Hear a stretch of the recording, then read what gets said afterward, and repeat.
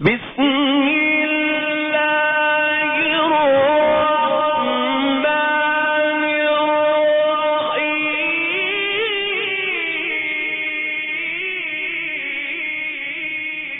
الحمد للہ رب العالمین صلی اللہ علی نبینا محمد وعلى آلہ وصحبہ اجمعین اما بعد عن ابی بکر رضی اللہ عنہ عن النبی صلی اللہ علیہ وسلم انہ قال حضرت ابو بکر رضی اللہ عنہ سے روایت ہے نبی کریم صلی اللہ علیہ وسلم نے ارشاد فرمایا الا انبئکم باکبر الکبائر نبی کریم صلی اللہ علیہ وسلم نے صحابہ سے پوچھا کیا میں تمہیں سب سے بڑے گناہ کے بارے میں نہ بتاؤں سب سے بڑے جو گناہ ہیں ان کے بارے میں نہ بتاؤں قلنا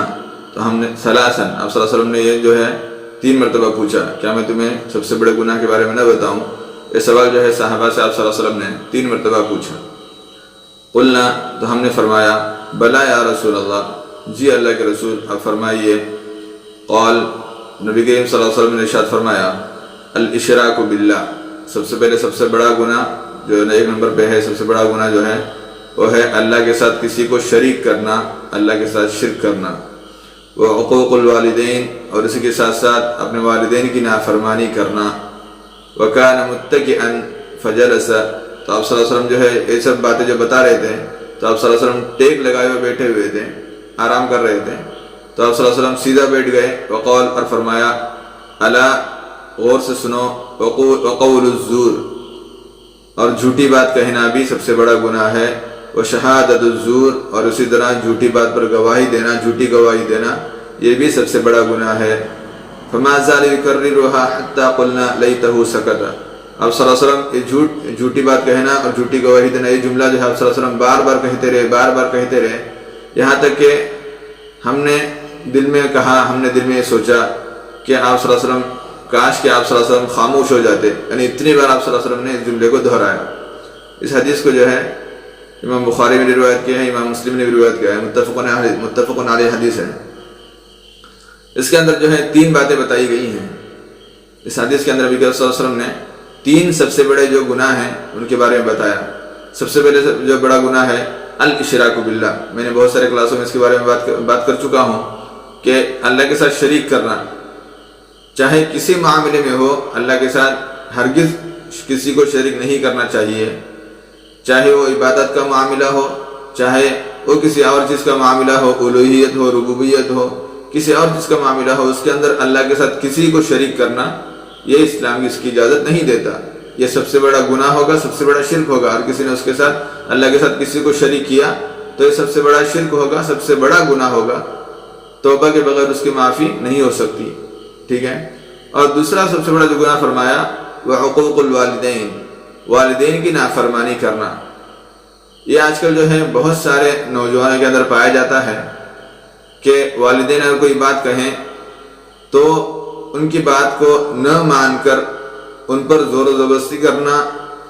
ان پر چلانا ان کو دھمکانا ان کو ڈرانا یا ان سے اونچی آواز میں بات کرنا یہ جو ہے آج کل کے نوجوانوں کے اندر بہت زیادہ پایا جاتا ہے تو نبی کریم صلی اللہ علیہ وسلم نے فرمایا سب سے بڑا گناہ غور کرنا ہے اس بات پر کہ سب سے بڑا گناہ یہ ہے کہ آپ صلی اللہ علیہ وسلم نے فرمایا وقوق الوالدین اپنے والدین کی نافرمانی کرنا یہ جو ہے سب سے گناہوں میں سب سے بڑا گناہ ہے کیونکہ والدین کے بہت سارے حقوق ہیں ہم پر ان کو ادا کرنا ضروری ہے قرآن کے اندر فرمایا وَلَا تَقُلْ لَهُمَا اُفْ اللہ نے کیا فرمایا زور سے بات کرنا ان سے اونچی آواز سے بات کرنے کی دور کی بات ہے وَلَا تَقُلْ لَهُمَا اُفْ ان کو اف بھی نہ کہنا چاہیے اور کوئی کسی چیز کا حکم دے یا کوئی چیز ہمیں جو کوئی ایسی بات کرنے کا حکم دے جو ہمیں گوارا نہ ہو پھر بھی ان پر جو ہے ہم اف تک نہ کہنا چاہیے ان سے اونچی آواز سے بات کرنا دور کی بات ہے ان کے سامنے جو ہے اف یہ جملہ بھی نہ کہنا چاہیے یعنی اتنا بھی ان کو یہ نہ کرنا چاہیے بات کرنے میں اتنی نرمی رکھنی چاہیے ٹھیک ہے اور آگے فرمایا اللہ تعالیٰ نے اور رب ارحمہما کما ربیانی صغیر اور یہ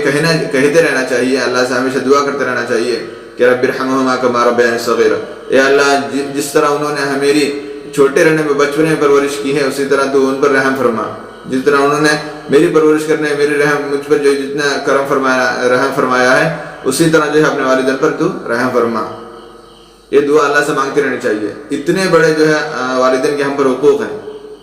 ان کو ہم پورا کرنے کے بجائے جو ہے ہم ان پر الٹا چلاتے ہیں، ان سے اونچی آواز سے بات کرتے ہیں، ان کا کہنا انسنا کرتے ہیں. یہ سب چیزیں ہو رہی ہیں اور یہ ہرگز نہیں ہونا چاہیے. اس سے گریز کرنا چاہیے، کیونکہ نبی کریم صلی اللہ علیہ وسلم نے ایسی چیزوں کو جو ہے سب سے بڑے گناہ میں، والدین کی نافرمانی کو سب سے بڑے گناہوں میں شامل کیا ہے. تو خدا را جتنے بھی یہ کر رہے تھے اپنے والدین سے معافی مانگ کر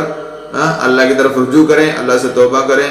سب سے پہلے ان سے والدین سے معافی مانگنا ہوگا، اس کے بعد ہی جو ہے اللہ تعالیٰ معاف کرے گا. اس کے بعد جو ہے اللہ کی طرف رجوع کریں اور اچھے کاموں میں لگ جائیں. اور اس کے بعد نبی صلی اللہ علیہ وسلم کی اس حدیث کے اندر صحابی فرماتے ہیں وَكَانَ مُتَّكِئًا، نبی صلی اللہ علیہ وسلم جو یہ باتیں بتلا رہے تھے کہ شرک کرنا سب سے بڑا گناہ ہے، والدین کی نافرمانی کا سب سے بڑا گناہ ہے، تو آپ صلی اللہ علیہ وسلم یہ جو باتیں بتا رہے تھے تو آپ صلی اللہ علیہ وسلم جو ہے آرام فرما رہے تھے، ٹیک لگا کر بیٹھے ہوئے تھے.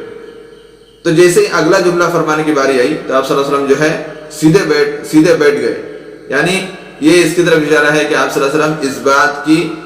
گہرائی کو بتانا چاہ رہے ہیں کہ اس بات کے اندر کتنی گہرائی ہے اور یہ کتنا بڑا گناہ ہے. اس کو بتانے کے لیے آپ صلی اللہ علیہ وسلم اس کی طرف اشارہ کریں کہ آپ صلی اللہ علیہ وسلم ٹیک لگا بیٹھے ہوئے تھے، آپ سیدھا بیٹھ گئے اور فرمایا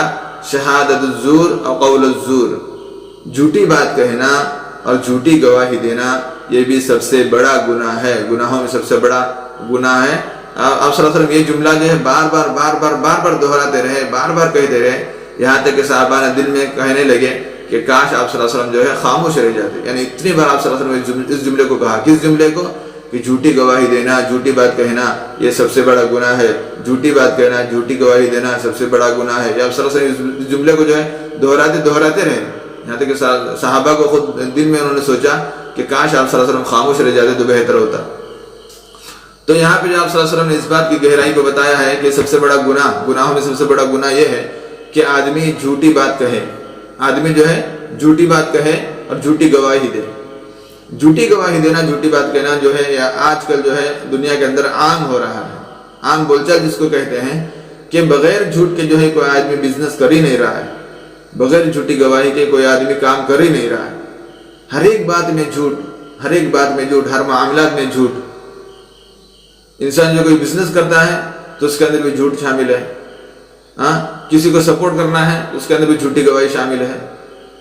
آج کل جو ہے والدین جو ہے خود اپنے بچے کی جھوٹ بولنے پر تربیت کر رہے ہیں. کس بنا پر؟ کہ یہ مثلا ایسا ہوتا ہے کہ والدین گھر پہ موجود ہیں اور کوئی یہ پوچھنے کے لیے آیا یا کوئی کام سے آیا ہو اور ان کو والد صاحب کو جو ہے ان سے ملنا نہ ہو تو اپنے بیٹے کو کہتے ہیں، جو بیٹا چھوٹا ہے ان سے کہتے ہیں کہ اگر آدمی پوچھے تو بتا دینا کہ میں گھر میں نہیں ہوں، حالانکہ وہ گھر میں موجود ہے. ہمیں یہ لگنے میں بہت چھوٹی بات لگتی ہے کہ چاہے مذاقاً کہہ دیا ہو، چاہے ان کو تھوڑا یہ کرنے میں کہہ دیا ہو، مذاق کرنے میں کہہ دیا ہو، لیکن یہ بھی جو ہے جھوٹ ہو گیا. یہ بھی سب سے بڑا گناہ میں شامل ہوگی. یہ بات بھی جو ہے سب سے بڑا گناہ میں شامل ہوگی. اس میں دو گناہوں کو شامل ہوگی، ایک تو جھوٹ کہنے پر، دوسرا یہ کہ اپنے بیٹے کو غلط راہ کی تربیت کرنے پر. یہ جو ہے آج کل عام بول چال میں جو ہے بہت زیادہ ہو رہا ہے کہ آدمی بہت زیادہ جھوٹ بول رہا ہے، بہت زیادہ بات میں جھوٹ بول رہا ہے. اور آپ صلی اللہ علیہ وسلم جو ہے ہمارے حدیث میں بتلایا کہ منافق کی علامت جو ہے آپ صلی اللہ علیہ وسلم نے ایک بھی بتلائی ہے کہ وہ جب بھی بات کرتا ہے جھوٹ بات کرتا ہے. تو ہمیں اس بات پر غور کرنا چاہیے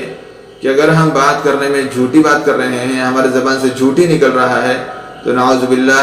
ہم منافق کی لسٹ میں شامل ہوں گے. اور منافق کا عذاب ہم سب کو معلوم ہے کہ جہنم کے سب سے آخری درجے میں، جہنم کو جو اینڈنگ درجہ ہوگا، جہنم کو جو اینڈنگ جگہ ہوگی، لاسٹ جگہ ہوگی، اس میں جو ہے منافق کو ڈالا جائے گا. یعنی سب سے بڑا گناہ جو کر رہا ہے،